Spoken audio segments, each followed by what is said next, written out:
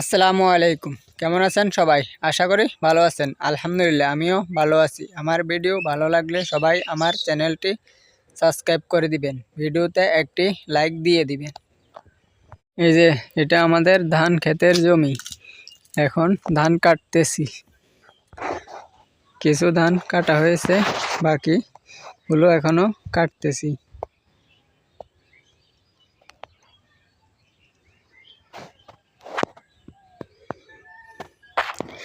এই যে এই পাশে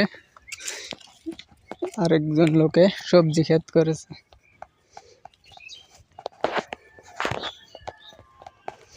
এই যে এটা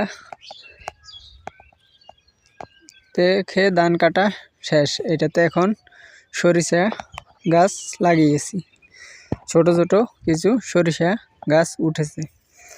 এই যে একদম ছোট ছোট সরিষা গাছগুলো।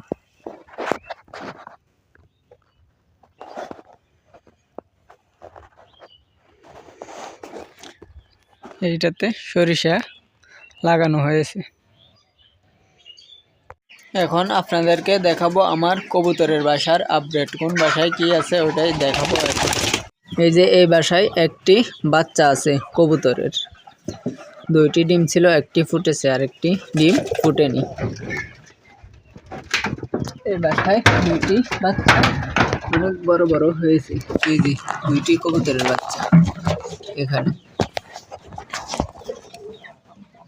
এগুলো অনেক বড় বড় হয়ে গিয়েছে।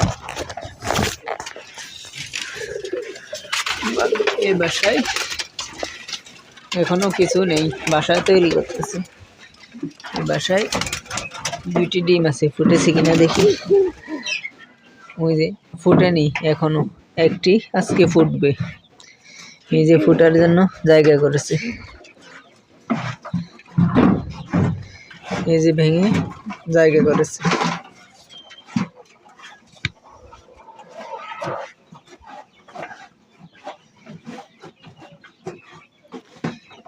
বাচ্চা বের হওয়ার জন্য জায়গা করতেছে ডিমটাকে ভেঙে।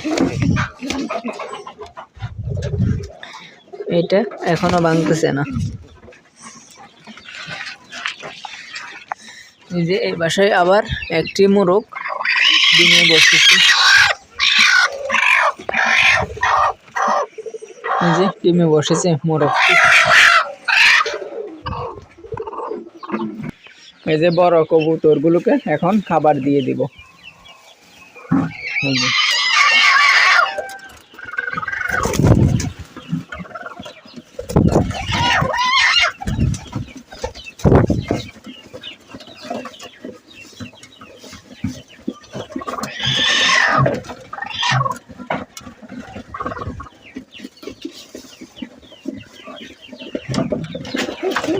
যে কবুতরগুলোকে খাবার দিয়ে দিয়েছি।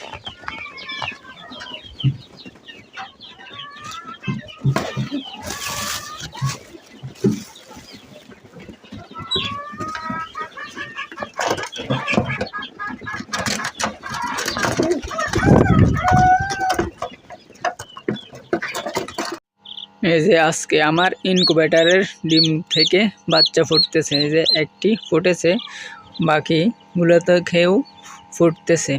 এই যে বাচ্চা ভিতর থেকে ঠুকরিয়ে একটু ফুটা করেছে ডিমগুলোকে। বাকি কোয়েল পাখির কিছু বাচ্চা ফুটেছিল, কিছু মারা গিয়েছিল। যেগুলো ফুটেছিল ওগুলোও কোনো কারণে মারা গিয়েছে, কী কারণে বুঝতে পারিনি। আজকের জন্য এতটুকুই। সবাই ভালো থাকবেন, সুস্থ থাকবেন। সবাইকে আল্লাহ হাফেজ। ভিডিওতে একটি লাইক দিয়ে দিবেন।